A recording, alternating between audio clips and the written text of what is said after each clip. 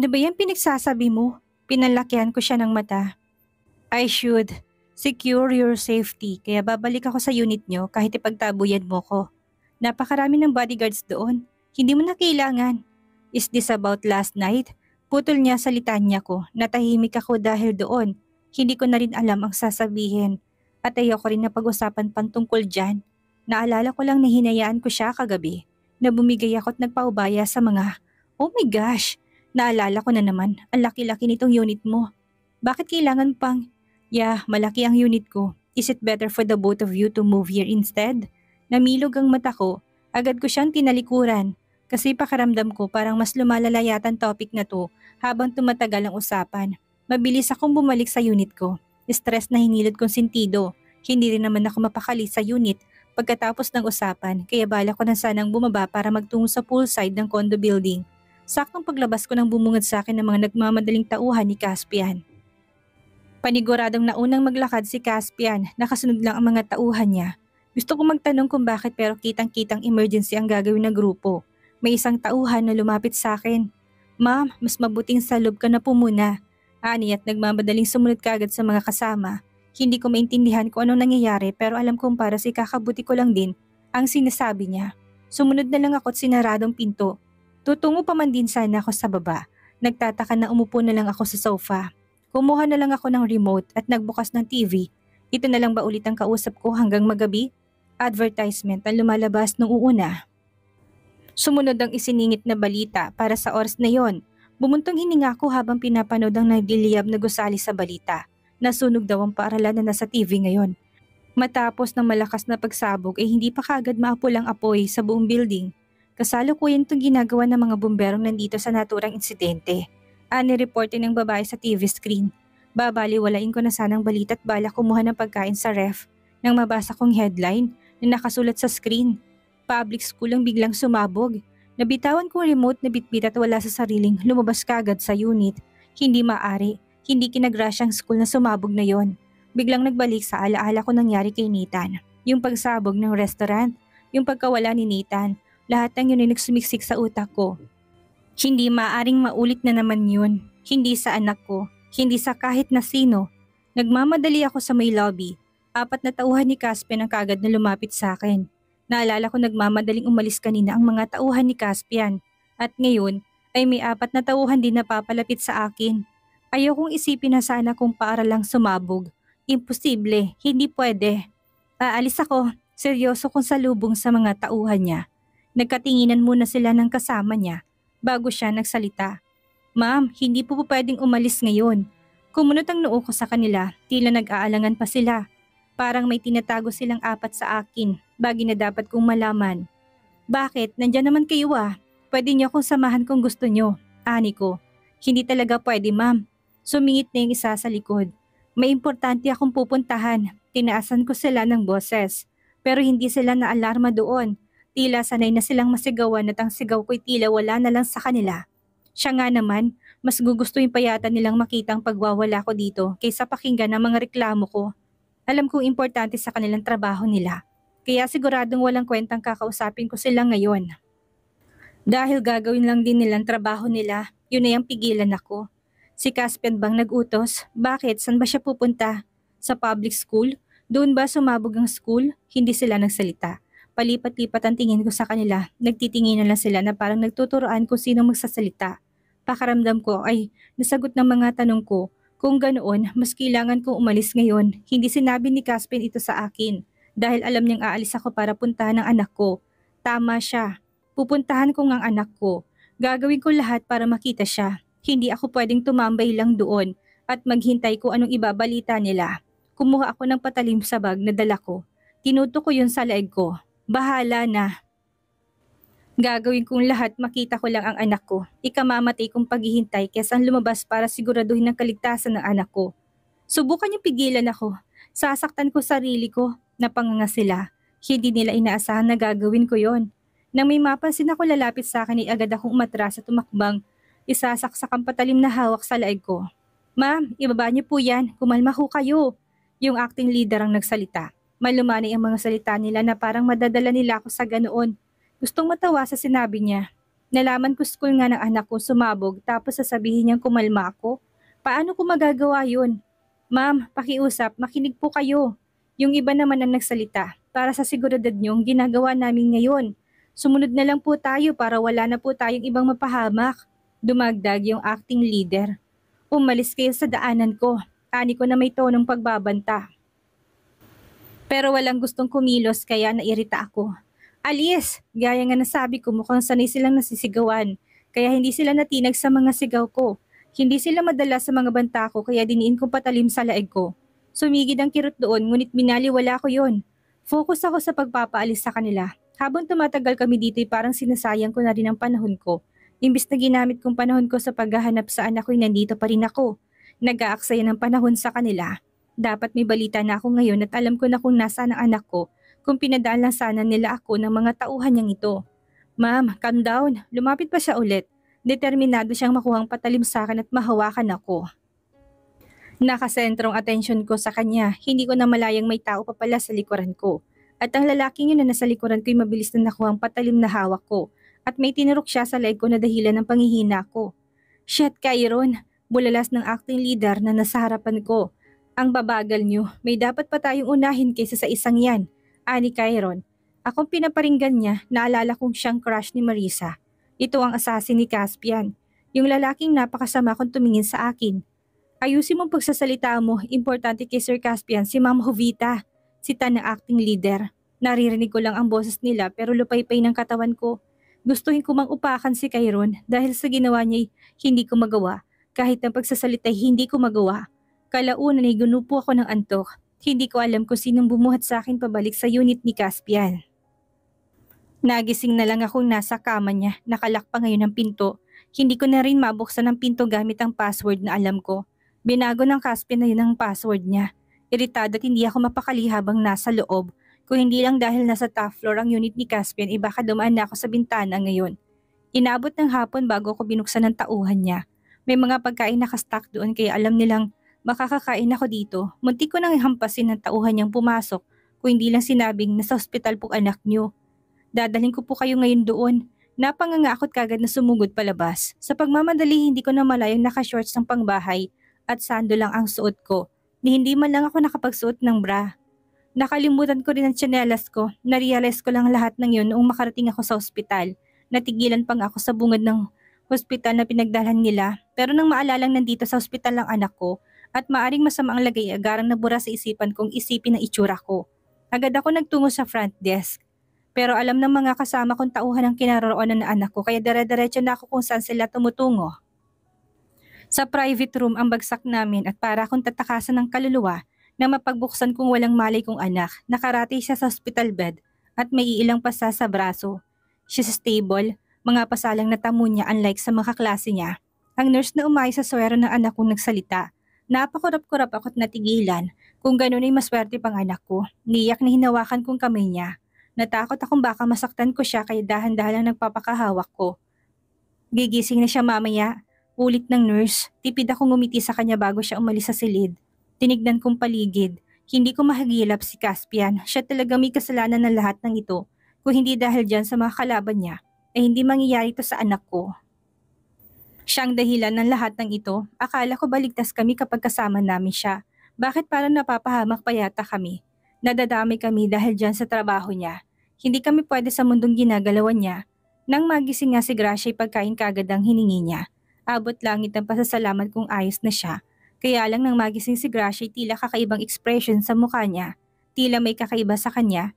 Iniisip ko dahil siguro sa pagsabog kaya parang medyo shock pa siya. Hindi niya ako inimik hanggang kinagabihan. Ayos ka lang? Umupo ako sa gilid niya. Umusog lang siya na kaunti pero hindi pa rin siya nagsasalita. May masakit ba sa'yo? Umiling siya. Napansin kong kumuyom kamao niya, nagtatagis din ng panga niya. Gracia, may lalaki. Tulala siyang isa tinig yun, ha? Alertong humarap ako sa kanya. Anong lalaki, Gracia? Ano ibig mo sabihin?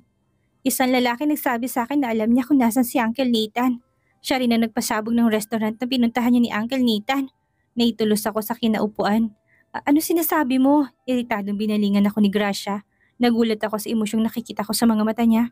Alam ko na kung bakit hanggang ngayon, hindi pa rin nagpapakita si Uncle Nathan sa atin. Alam kong alam mo kung ano nangyari kay Uncle, pero hindi mo sinabi sa akin, Mama. Tumulong luha niya. Ilang beses kitang tinanong tungkol sa kanya, pero hindi mo inamin sa akin. Narinig ko sa mga tauhan ni Uncle Caspian na pinag-uusapan ng tungkol kay Uncle Nathan. Sa ibang tao ko pa nalaman ang nangyari sa tiyuhin ko. Napanganga ako. Nablangko ako. Hindi ko alam kung saan magsisimula. Humahagulhol na siya at hindi ko alam kung dapat ko siyang hawakan para patahanin. Pakiramdam ko kasi hindi niya ko hayaang hawakan siya. Bago sumabog ang paaralan, sinabi sa akin ng lalaki na may alam siya sa kinaroroonan ni Uncle Nathan. Hindi pa rin ako makahuma sa kinuupuan. Ang nagawa ko lang ay pakinggan siya. Namamangha sa mga narinig. Namama sa mga mata niya ngunit may galit doon. Hahanapin kong lalaki yun, Mama. Ituturo niya sa akin sa Uncle Nathan. Pangako, paglaki ko, hahanapin ko siya. Bakas ang determinasyon sa mga mata niya. Matapos ang pag-uusap namin ng anak ko, ay tila lutang ako nagtungo sa ibaba para bumili ng pagkain. Hindi ko naisip na may mga tauhan si Caspian para mautusan para bumili sa ibaba. Isang babaeng humahango sa bungad ng hospital ang natanaw ko. Hindi ko man lang magawang magulat na makilala ko kung sinong babae. Chang Sonia? Mahinang nais sa tinig ko. Narinig kong nangyari. Diyos ko, ayos lang bang pamangkin ko? Kamusta? Bumuhos ang luha ko. Hindi ko na alam kung anong gagawin. Gusto kong bumalik sa Miami, Chang. Pero ayaw sumama ni Gracia. Hindi ko alam ang gagawin. Hahanapin niya raw ang Uncle Nathan niya. Niyakap ako ni Chang. Doon ako mas lalong napahagulhol sa balikat niya. Baby pa si Gracia nang magpunta si Chang sa Nieves para dalawin kami. Sinadya niya yun para hindi kami matuntun ng mga naghahanap sa amin. Ngayong malaki ng anak ko at 7 taong gulang na medyo namangha si Chang na makitang ganito na kalaking anak ko.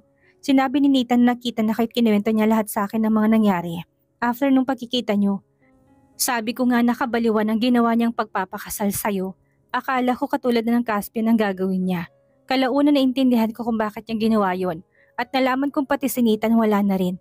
Ani Chang, sinulyapan kong tahimik na si Gracia ang kumakain sa gilid. Hinihinaan lang namin ang boses dahil baka marinig ni Gracia. Alam kong feeling na masaktan tuwing naalala mong importanteng tao para sa'yo. Hindi madali kaya ayaw kong marinig niya kahit ang pangalan ni Nathan. Hindi ako kinikibo ni Gracia kanina pa. Galit siya sa akin dahil sa paglilihim ko sa kanya tungkol sa nangyari kay Nathan. Hindi ko na tuloy alam kung tama bang ginawa ko. Tama ba na nanahimik na lang ako para hindi siya masaktan? O mas mabuting sinabi ko na lang noon para hindi siya nagkakaganito? Siya nang kinikilala ni Gracia ang ama simula ng 5 pang anak ko. Mas naging malapit sila nang sumama sa kami sa kanya sa Miami. Hindi ko alam kung anong mangyari kapag nalaman niya si Caspian na totoo niyang ama. Tumango-tango si Chang, naalala ko na biglang nagtago si Gracia sa ama niya. Gusto niya malaman ang itsura ng ama niya. Akalain mong nagbibiro lang siya nung magtanong siya tungkol doon. Pero alam ko sa kaloob-looban niya curious siya. May pakialam pa rin siya sa ama niya at may pakialaman siya walay sisikapin ko masabi sa kanyang bagay na yon. Sa pagkakataong ito, ayaw ko maging katulad dito sa nangyari ngayon. Ayaw ko nagdagan na naman ang tampo niya sa akin.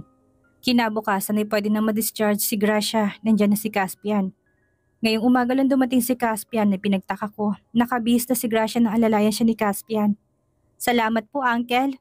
Binalingan ni Gracia si Caspian. Napansin ko medyo hindi komportable si Caspian na tinatawag siyang uncle ng sarili niyang anak.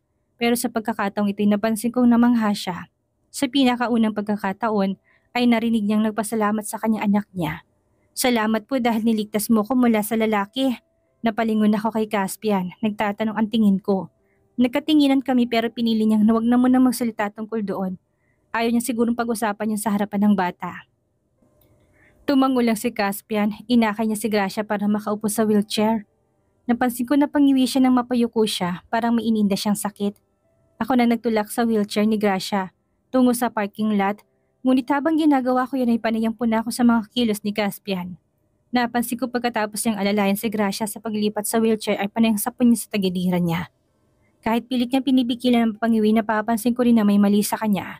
Hindi na sa kondo kami dumiretso kundi sa mismo mansyon ni Caspian. Doon ay may fully secured. Hindi niya na ako nasabihan tungkol dito. Napagmasdan kong paligid. Wala nagbago doon. Ganun pa rin ang mansyon mula nung umalis ako. Ma'am, isang napakalakas at tiling sumalubong sa akin. Nasa taas na si Gracia at maayos na nakakapagpahinga sa isa sa silid ng mansyon. Naglibot-libot ako dito sa sala, tapos biglang maririnig kong pamilyar na ingay. Pamilyar dahil may ingay na ito'y walang iba kundi si Marisa. Ma'am, Santissima, buhay ka, akala ko. Binigyan ko ng iritadong tingin si Marisa kaya napahinto siya sa pagsasalita. Nagbitiw siya ng hilaw ng ngisi. Akala ko dala lang ng pagbubuntis niyo yun. Kaya kayo masungit. Masungit pala talaga kayo kahit hindi buntis ano? Patatsyada niya. Talaga namang pasmado talagang bibig nitong si Marisa kahit kailan. Bakit nga ba hanggang ngayon naninilbihan pa rin ito dito? Buti hindi ka pa pinugutan ng ulo nung lumayas ako, Marisa. Ikaw ang nagbabantay sa akin, cargo mo ko kaya kung ano man ang mangyari sa akin. Ikaw ang malalagot. Ngamewang ako sa harapan niya, napanguso siya. Grabe ka, ma'am. Dapat matuwa ka kasi hanggang ngayon nandito pa rin ako. Pugot ulo talaga. Sinadjust ko kaya kay Caspian yung ngayon. Huwag naman, ma'am. May love life na ako. Ayaw kong iwan si Cairo ng walang anak. Napaangat ang kilay ko nang bagitin niyang pangalan ng kalugo na yon. Boyfriend niya palang Cairo na yon, hindi katangkaran to si Marisa. Parang ako lang din pero magandang kurba ng pangangatawan. Kutis porcelana, maganda at singkit na parang may lahing inchik. May itsura si Cairo, bagi naman sila. Hindi nakaawa-awang magiging anak nila. Huwag ka lang magiging asasin yung anak nila. Baka gumaya lang din sa ama. Hindi pa rin nagbago si Marisa, madaldal pa rin.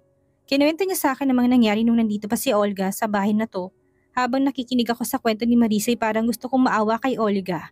Habang abot langit ng pagmamahal na binibigay ni Olga kay Caspian, ay halos ayaw yung suklian ni Caspian.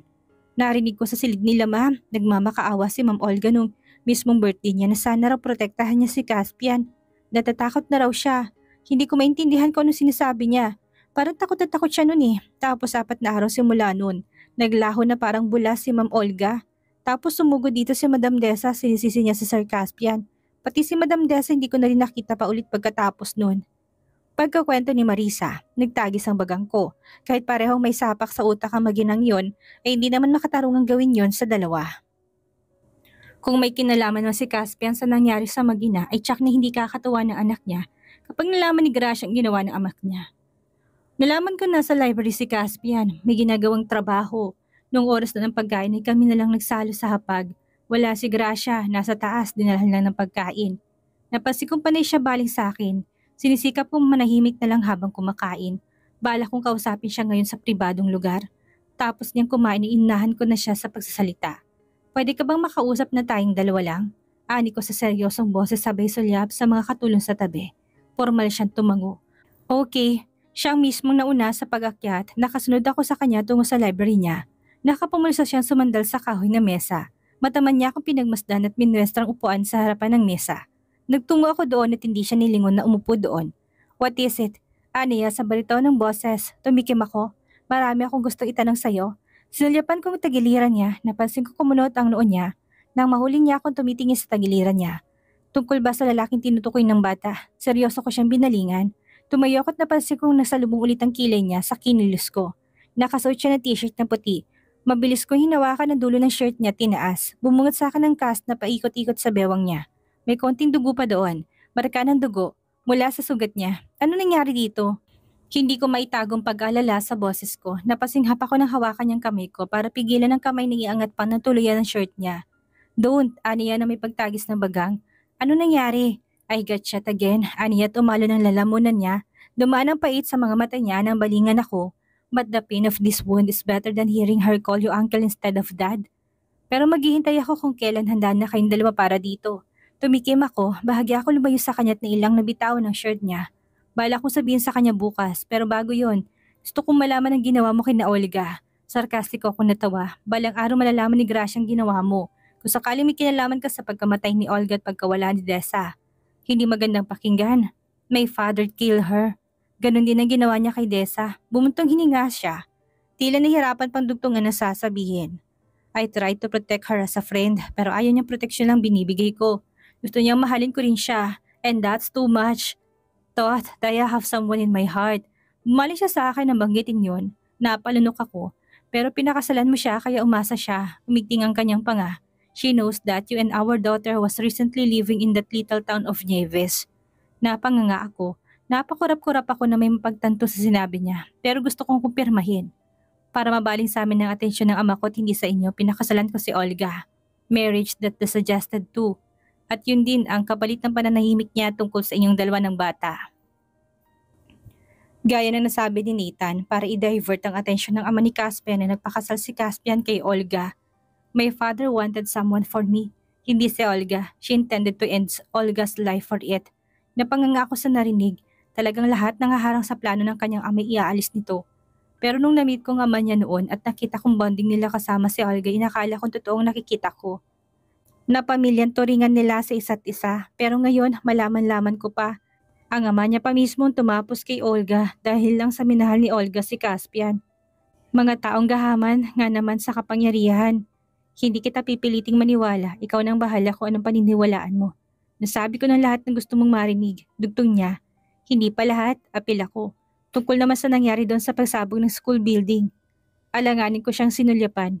Hindi yun sa ama ko, kalaban ng ama ko may gawa nun. Siya ang lead kung nasaan sinitan pero hindi kami masyadong naniniwala. Baka patibong lang yun. Dumako mata ko sa tagiliran niya. Bumuntong hininga siya. Alam niyang hindi ako kagad titigil sa panguusisa. I'm carrying our daughter while I'm running. I cover her. Sinangga mong bala gamit ang katawan mo? Nababaliw ka na ba? Tumaas ang boses ko. Parang gusto kong pagsisihan ang ginawa dahil binalingan niya ako sa pinaliitan na mata na akala may binabasa niyang isipan ko. Kaysa si Gracian tamaan. E di sana nagkubli na muna kayo. Siniguro mo na munang wala ng putukan bago kayo lumabas. Gracia is safe now and that's all matters. Tinamaan ka nga rin ng bala, hindi ba? Paano kung natamaan ang appendix mo? Atay, apdo, kidney. Natigil ako nang may ma-realize. Bumakas ang kakaibang tingin niya sa akin. Parang minasabi ako hindi ko dapat sinabi. Parang gusto kong takpan ng bibig nang maalala kung paano ako nag-react. Nag-aalala lang ako. Baka lumampas ang bala tapos dumiretso sa anak ko. Dapat nag-iingat ka, kasama mong anak ko. Bawi ko sa nasabi ko kanina. Nagkanda-utal-utal pa ako. Walang ya, next time mag-iingat na ako para hindi na ako tamaan ng bala. Aniya na nakangisi na. Pakialam ko ba kung tamaan ka ng ilang libong bala? Sinulyapan kong tagiliran niya na may sugat. Napangiwi ako tuwing na-imagine ko kung gaano kalalim ang baon ng bala dyan sa tagiliran niya. Napapailing ako, wala nga akong pakialam, di ba? Dapat hindi ko naisipin kung gaano kasakit yung sugat niya ngayon. Akmang tatalikod na ako nang dumaing siya. Agad ako napalingon sa kanya, baka sa mukhang pag-alala, munti ko pa siyang lapitan para tanungin kung bakit siya dumadaing. Buti na lang hindi ko na ginawa kasi nakangisi lang siya. Nang lingunin ko, nagkukunwari lang siyang nasaktan. Thanks for the concern, wife. Nakangisi pa rin siya, kuya mang kamaon nagmarcha ako palabas. Sige, inisin mo pa ako. Pag ako nagkasaltik, magtitiis kang tawagin si Graciang uncle. Habang buhay. Hindi kita ipapakilalang ama.